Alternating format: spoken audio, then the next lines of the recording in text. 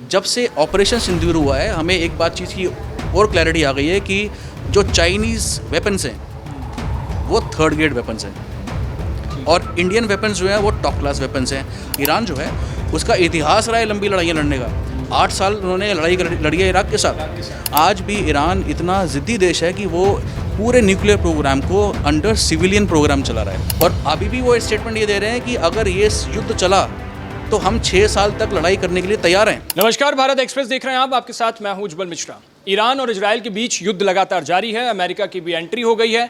लोगों के मनों में तमाम तरह के सवाल हैं। आज उन्हीं को आसान भाषा में समझने के लिए हमारे साथ हैं सचिन शर्मा जी, विदेश मामलों के जानकार हैं, गहरी समझ रखते हैं। और क्योंकि आम दिनों से सर जो लोग हैं वो पैनिक कर जाते हैं, जैसे भारत के ही लोग हैं, उन्हें लग रहा है तेल गैस का क्या होगा और इसका ग्लोबल इम्पैक्ट क्या पड़ेगा। तो छोटे छोटे सवाल सर आपसे समझने की कोशिश करेंगे। एक तो इस युद्ध की सबसे बड़ी वजह क्या रही, कहाँ से इसकी शुरुआत होती है, अगर आप छोटे से शब्दों में समझा पाएँ। ईरान और इजराइल के बीच आज जो कुछ हो रहा है वो कहाँ से शुरू हुआ? देखिए, ईरान और इजराइल के बीच जो आज युद्ध हो रहा है ये आउटकम है आज से तकरीबन 2003 के अंदर जो इजराइल है, ईरान ने इजराइल के ऊपर मिसाइल्स दागे थे, तकरीबन 150 मिसाइल्स।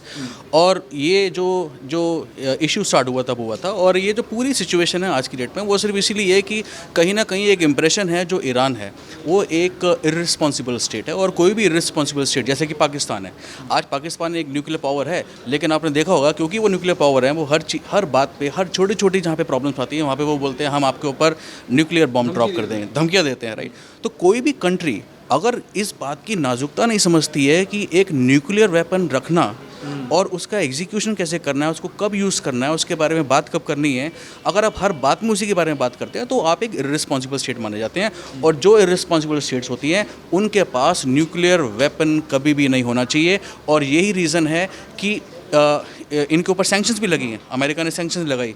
लेकिन आज भी ईरान इतना ज़िद्दी देश है कि वो पूरे न्यूक्लियर प्रोग्राम को अंडर सिविलियन प्रोग्राम चला रहा है। तो ये एक चीज़ है जो कि शायद पूरे वर्ल्ड ऑर्डर को ख़राब कर सकती है। और अगर कल को ईरान के पास न्यूक्लियर बॉम्ब आ जाता है तो वो पूरी दुनिया के लिए एक माइग्रेन बन जाएगा और पूरी जो इकोनॉमी है, वर्ल्ड ऑर्डर है, उसको डिस्टर्ब कर देगा। इसलिए अमेरिका ने इस पूरे युद्ध के अंदर जंप किया और उनको पता था कि कहीं ना कहीं हमें उनके न्यूक्लियर साइट्स को डिस्ट्रॉय करना है। अगर हमने उनको न्यूक्लियर साइट्स को डिस्ट्रॉय कर दिया तो ईरान के लिए रिवाइव करना कुछ समय के लिए बहुत मुश्किल हो जाएगा। और इस बीच उनकी जो इकोनॉमिक सिचुएशन है वो भी ज़्यादा अच्छी नहीं है। तो अमेरिका की एंट्री सर उसमें हुई है, तो इसका ग्लोबल इम्पैक्ट क्या है और क्या असर पड़ेगा? देखिए, इसका ग्लोबल इम्पैक्ट ये है कि ईरान भी एक ज़िद्दी देश है। ईरान ने भी तकरीबन 8 साल तक इराक के साथ युद्ध किया है। तो एक पोटेंशियल कंट्री है और एक ज़िद्दी कंट्री है और उसकी जो लीडरशिप है वो भी बहुत स्ट्रॉन्ग है। तो लेकिन हमें ये भी समझना पड़ेगा कि जो ईरान है वो एक प्रोड्यूसर ऑफ ऑयल है और पूरी दुनिया की जो वर्ल्ड इकोनॉमी है वो सिर्फ ऑयल पे चलती है। अब अगर आपके पास कहीं ना कहीं ऑयल का डिस्ट्रप्शन आ रहा है या आप मार्केट में ऑयल नहीं दे रहे हैं, है ना, तो आप ट्रेड को आप डिस्टर्ब कर देते हैं। और ईरान जो है वो ये बात समझता है। लेकिन अगर आप गल्फ़ में पूरी मिडिल ईस्ट को देखते हैं तो तकरीबन 25 के करीब कंट्रीज़ हैं और ये सारी कंट्रीज़ जो हैं ऑयल प्रोड्यूसिंग नेशंस हैं। क्योंकि ये सारी ऑयल प्रोड्यूसिंग नेशंस हैं तो इनके कस्टमर्स भी होंगे। वो कस्टमर्स कौन है? इंडिया है, चाइना है, सिंगापुर है, कहीं ना कहीं अमेरिका भी है। अमेरिका कैसे है? ये बड़ा सरप्राइजिंग है। अमेरिका इसलिए है क्योंकि इन जितनी भी ये 20 कंट्रीज़ हैं इनके अंदर अमेरिका ने अपने बेसिस बना रखे हैं, मिलिट्री बेसिस बना रखे हैं। तो वहाँ पे मिलिट्री प्रैक्टिसेस भी होती हैं। उन जो मिलिट्री बेस हैं वो कंजम्पशन भी करते हैं। तकरीबन 80,000 सैनिक वहाँ पे ऑलरेडी स्टेशनड है अमेरिका के, तो वो भी कंजम्पशन करते हैं ऑयल की। लेकिन अगर ये पूरा ऑयल वाला बिजनेस डिस्टर्ब होता है और अगर ईरान ये डिसाइड कर ले कि हम जो रास्ता है जहाँ से ऑयल जाता है हम उस रास्ते को ब्लॉक कर देते हैं, और ईरान यही बात कर रहा है। वो कह रहा है मैं स्ट्रेट और हार्मोस को मैं ब्लॉक कर दूंगा, उससे क्या होगा आप समझने वाली बात ही है। देखिए, एक होता है बायर, एक होता है सेलर। सेलर कौन है यहाँ पे? तकरीबन 20-25 देश हैं, चाहे उसमें कुवैत आता है, उसमें ओमान आता है, उसमें जेडा आता है, जॉर्डन आता है, कुवैत आता है, सऊदी अरेबिया आता है, राइट। जब ये देश अपना तेल बेचते हैं तो इनके बायर्स कौन है? इंडिया है। सबसे बड़ा बायर कौन है? चाइना है। चाइना का जो डेली का कंजम्पशन है ऑयल का वो तकरीबन 11 मिलियन बैरल्स है डेली का। तो अगर ये अपना जो ऑयल है उसको अगर ये बेच नहीं पा रहे हैं, क्यों? क्योंकि जो रास्ता है वहाँ पे ईरान बैठा है और ईरान कह रहा है अगर आपने अपने यहाँ पे जहाज़ लाए तो मैं अपनी मिसाइल गिरा दूंगा। और देखिए कोई भी कंट्री ये नहीं चाहती कि उनकी जो रिपोजिटरी है, उनकी जो ऑयल है, वो कोई उसको डैमेज करे। तो कहीं ना कहीं जो ईरान है वो अब पूरी जो मिडिल ईस्ट कंट्रीज है उनकी आर्म ट्विस्ट कर रहा है और उनको ये बताने की कोशिश कर रहा है कि हालांकि तुम्हारी गलती नहीं है, लेकिन क्योंकि ये लड़ाई मेरी और ईरान इसराइल की हो रही है। कहीं ना कहीं चाइना भी चाह रहा है कि वो न्यूक्लियर पावर ना बनाए। देखिए चाइना जो है, इसके लिए भी प्रॉब्लम होगी? नहीं, चाइना को इस टाइप से कोई प्रॉब्लम मुझे नहीं नज़र आती है। इसमें सबसे बड़ी प्रॉब्लम जो है वो सिर्फ अमेरिका को नज़र आती है, क्योंकि ये एक इस्लामिक देश वर्सेस वेस्टर्न कंट्रीज वाला मॉडल है ना। एक सवाल सर, और जैसे जब कभी भी दुनिया में कोई ग्लोबल इशू होता है तो सबसे ज़्यादा खलियर चूंकि हिंदुस्तान में है, सोशल मीडिया पर एक्टिव हो जाते हैं। अब कई लोग लिख रहे थे कि तेल और गैस को लेकर हम तो ईरान से मतलब ही नहीं है, भारत तो सऊदी से सबसे ज़्यादा खरीदता है। फिर उसमें आप जैसे लोगों की जिम्मेदारी ज़्यादा बढ़ती है, फिर हमें समझना पड़ता है आपसे कि इसकी असल वजह क्या है और क्या पॉइंट है इसके। तो तेल और गैस को लेकर भारत पे क्या इम्पैक्ट पड़ेगा? भारत पे इसका बहुत बड़ा इम्पैक्ट पड़ने वाला है। देखिए भारत के जो हम तकरीबन 80% इम्पोर्ट करते हैं वो हम ईरान से करते हैं, ठीक है। नहीं, अब कम करते हैं ईरान से। पहले हम सऊदी अरेबिया से बहुत करते थे, हम इराक से बहुत करते थे, लेकिन ईरान से भी करते थे, लेकिन अब हमने ईरान से लेना बंद कर दिया है। देखिए क्या होता है कि हमें ये समझना पड़ेगा पूरी जो वर्ल्ड इकोनॉमी है वो किस पे चलती है। वो सिर्फ एक चीज़ पे चलती है, वो है ऑयल। जिस कंट्री के पास ऑयल है अगर वो उसको रोक लेती है तो उसका इम्पैक्ट आपके घरों में पड़ता है, आपकी किचन में पड़ता है, आपके फर्टिलाइजर्स पे पड़ता है, आपके केमिकल्स पे पड़ता है, आपके एविएशन फ्यूल पे पड़ता है, आपके शिपिंग फॉर्मेट्स पे पड़ता है, आपके रेलवे से पड़ता है, हर जगह पड़ता है। तो ये बात समझने वाली है कि अगर ये पूरा मॉडल डिस्टर्ब होता है तो भारत का इसमें क्या रोल रहेगा। देखिए भारत के पास क्या ऑप्शन है। भारत या तो गल्फ़ कंट्रीज़ के पास जाएगा कि हमें आप तेल दीजिए, लेकिन प्रॉब्लम ये है कि वहाँ पे रास्ता ब्लॉक किया हुआ है ईरान ने, है ना, तो वो गल्फ़ कंट्री के पास नहीं जा सकता। अब वो किसके पास जाएगा? अब वो जाएगा रशिया के पास। अब रशिया क्या करेगा? रशिया, क्योंकि सारी कंट्रीज़ रशिया के पास जाएंगी, हो सकता है चाइना भी जाए रशिया के पास, तो रशिया कहेगा भाई अब law of demand and supply आता है, डिमांड ज़्यादा है सप्लाई कम है, तो वो बोलेगा मैं तुम्हारी आर्म ट्विस्ट करूँगा, अब मैं तुमको महंगा दूंगा तेल। तो अब हमें जो उनसे तेल महंगा लेना पड़ेगा, तो कहीं ना कहीं ये हमारी इकोनॉमी को भी डिस्टर्ब करेगा, हमारी जो चीज़ें। और आप देखिए 20% ऑलरेडी प्राइस हाइक हो चुका है ऑयल का, और जितना ये वॉर चलेगी, जितनी लंबी चलेगी, कहीं ना कहीं ऑयल महंगा होगा। हालांकि हमारे प्रधानमंत्री जी ने बोला है कि हमारे पास ऑयल के रिजर्व्स बहुत हैं, लेकिन कितने दिन के लिए हैं? 15 दिन, महीना, 2 महीना। अगर ये लड़ाई लंबी चलती है, और ईरान जो है उसका इतिहास रहा है लंबी लड़ाइयाँ लड़ने का। 8 साल उन्होंने लड़ाई लड़ी है इराक के साथ, और अभी भी वो स्टेटमेंट ये दे रहे हैं कि अगर ये युद्ध चला तो हम 6 साल तक लड़ाई करने के लिए तैयार हैं। तो इसका वर्ल्ड इंडिया खड़ा कैसे रहे सर? किसकी साइड रहे? सपोर्ट लोग किसको करेंगे या गवर्नमेंट किसको सपोर्ट करे, क्या करे? ये तो बिल्कुल एकदम दोधारी तलवार की तरह हो गया है मामला, आगे कुआं पीछे खाई। देखिए अगर आप पूछेंगे कि इंडिया को किसको सपोर्ट करना चाहिए, तो पहली बात तो मैं ये बोलना चाहूँगा कि इंडिया को सीज़ फायर की बात करनी चाहिए कि ये लड़ाई ख़त्म करो और आपस में जो भी आप हैं एक म्यूचुअल एग्रीमेंट करो, डिस्कशंस करो, इन चीज़ों को क्लोज़ करो। लेकिन अगर ये नहीं होता है तो इंडिया को इजराइल के साथ जाना चाहिए। अब इजराइल के साथ क्यों जाना चाहिए?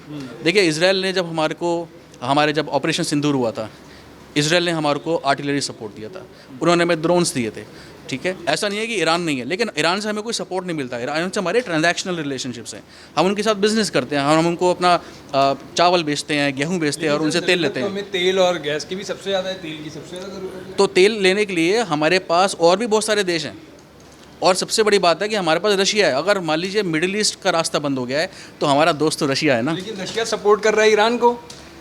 नहीं, रशिया ईरान को सपोर्ट है कोई बात नहीं, लेकिन रशिया हमें तो तेल सस्ता ही देगा ना, हम तो उसके लॉन्ग टर्म पार्टनर्स रहे हैं, एलाइज रहे हैं।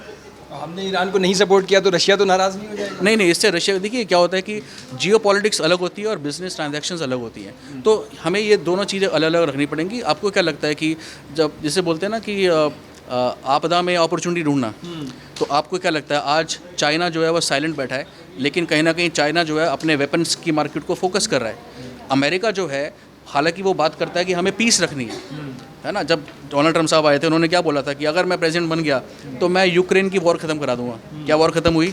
नहीं हुई। क्यों नहीं हुई?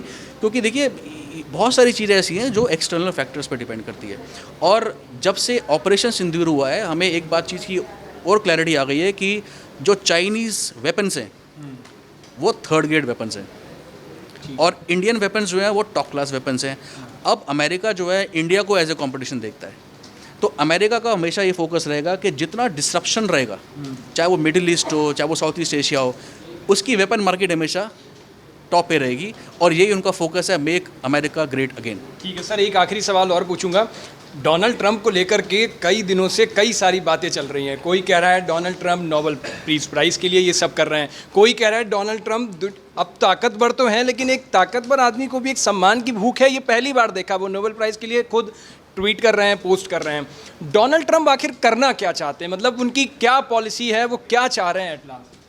देखिए, मैं सॉरी टू से बट मैं उनको एक पॉलिटिकल जोकर बोलता हूँ, क्योंकि जब आप एक लीडर होते हैं, ख़ास तौर पर आप एक ऐसी कंट्री के लीडर हैं जो पूरे वर्ल्ड इकोनॉमी को, वर्ल्ड ऑर्डर को रूल करता है, तो आपकी बात में वेटेज होना चाहिए। ऐसा नहीं होना चाहिए कि आप अभी कुछ स्टेटमेंट दे रहे हैं, शाम को आप कुछ और स्टेटमेंट देते हैं, है ना। आप एक तरफ बात करते हैं कि हम इंडिया के साथ हैं, हम इंडिया के दोस्त हैं, दूसरी तरफ आप पाकिस्तान के बारे में बोलते हैं कि बहुत अच्छा नेशन है ये और हम इनको हमेशा सपोर्ट करेंगे, है ना। तो उनका जो मुझे लगता है कोर फोकस है आज की डेट में, वो ये है कि मैं किसी तरीके से as a model, as a preamble of peace बन जाऊँ, ठीक है। और यही रीज़न है कि आप देखिए वो हर प्लेटफॉर्म पर जाके बोलते हैं मैंने इंडिया और पाकिस्तान की वॉर रुकवा दी, जबकि हमारे प्रधानमंत्री ने बोला है कि हमने मध्यस्थता मानी नहीं इनकी, लेकिन वो अभी भी बोल रहे हैं। क्यों? कहीं ना कहीं वो एक ऑरा क्रिएट कर रहे हैं, एक मोमेंटम क्रिएट कर रहे हैं, एक एनवायरनमेंट क्रिएट कर रहे हैं जहाँ पे लोग इसके बारे में बात कर रहे हैं। तो बहुत ही कंफ्यूज पर्सनैलिटी है और ये जो पूरा वॉर चल रहा है इसमें ये आए, इन्होंने 3 बम्स डाले, अब चले गए। अब क्या है कि उनको भी अपने लोगों को कहीं ना कहीं दिखाना है अमेरिका में। हालांकि आप देखिए ईरान की जो लीडरशिप है और ईरान की जो जनता है वो ईरान के लीडर्स को सपोर्ट कर रही है, वो सड़कों पे आ गए हैं कि हम आपके साथ हैं। लेकिन अगर आप अमेरिका देखते हैं, अमेरिका में इस टाइम सड़कों पे लोग आ गए हैं कि आप ईरान के ऊपर अटैक क्यों कर रहे हैं। तो कहीं ना कहीं डोनाल्ड ट्रंप भी एक फ्रस्ट्रेटेड माइंडसेट में, जो उनके कई सारे लोगों को मैंने देखा, जैसे एक बार एलन मस्क से उलझ गए, तुलसी गबार्ड के साथ अभी हालिया कई उनके जो मेंबर्स हैं वो उनके खिलाफ अब स्टेटमेंट देने लगे हैं। वो बिल्कुल, देखिए उनका अपना थॉट प्रोसेस का कंट्रोल नहीं है। जैसे बोलते हैं ना माई वे या हाईवे, तो आप या तो मेरी बात मान लो, नहीं तो मैं आपको बाहर कर दूंगा। ये इन्होंने एलन मस्क के साथ किया। अगर आप पूरा इंडिया पाकिस्तान का देखते हैं तो उन्होंने वहाँ भी ये किया। हमने बोला नहीं कि हमने मध्यस्थता मांगी है, लेकिन वो खुद ही अपना आप अनाउंस करे जा रहे हैं। तो थोड़े से फ्रस्ट्रेटेड हैं, कहीं ना कहीं उनको अपने आप को प्रूव भी करना है, क्योंकि जब वो गवर्नमेंट में आए थे, जब वो अपना इलेक्शन कैंपेन्स कर रहे थे, वो कहीं ना कहीं ये बोल रहे थे कि मैं यूक्रेन की और जो वॉर को है उसको मैं रुकवा दूंगा, लेकिन वो इन सब चीज़ों को करने में असमर्थ रहे। अब कहीं ना कहीं उनको एक पॉइंट को प्रूव करना है। Make America great again. जी, तो वो फ्रस्ट्रेट हैं थोड़े से, और मुझे लगता है कि मेरी उनके साथ हमेशा एक सहानुभूति रहती है। मैं हमेशा बोलता हूँ कि आप प्लीज़ अपनी सेहत का ध्यान रखें, आप अपने दिमागी तौर पे थोड़ा संतुलन बना के रखें, क्योंकि आपके जो स्टेटमेंट्स हैं वो कहीं ना कहीं एक बड़ा ही डिसरप्टिव एनवायरनमेंट क्रिएट करते हैं। लोग समझ नहीं पाते हैं कि आप करना क्या चाहते हैं। तो इस वॉर को लेकर के हमें ज़्यादा टेंशन की ज़रूरत है नहीं। हमें इस वॉर को लेकर टेंशन तभी होनी चाहिए जब ये वॉर खिंचती है। अगर ये वॉर खिंचती है तो अगेन मैं आपको बता रहा हूँ कि हमारे पास ऑयल सप्लाईज आनी बंद हो जाएगी। हम कहीं ना कहीं एक हमारी जो किचन है वो एक्सपेंसिव हो जाएगी, हमारा फ्यूल एक्सपेंसिव हो जाएगा, हमारा ट्रैवल एक्सपेंसिव हो जाएगा, सब्जियां एक्सपेंसिव हो जाएगी। Everything is running on the fuel. Okay, तो ये थे हमारे साथ सचिन शर्मा जी, विदेश मामलों के जानकार। इस पूरी चर्चा पर आपकी क्या राय है? अपनी राय हमें कमेंट बॉक्स में बताएं। देश और दुनिया की बाकी तमाम खबरों के लिए देखते रहिए भारत एक्सप्रेस।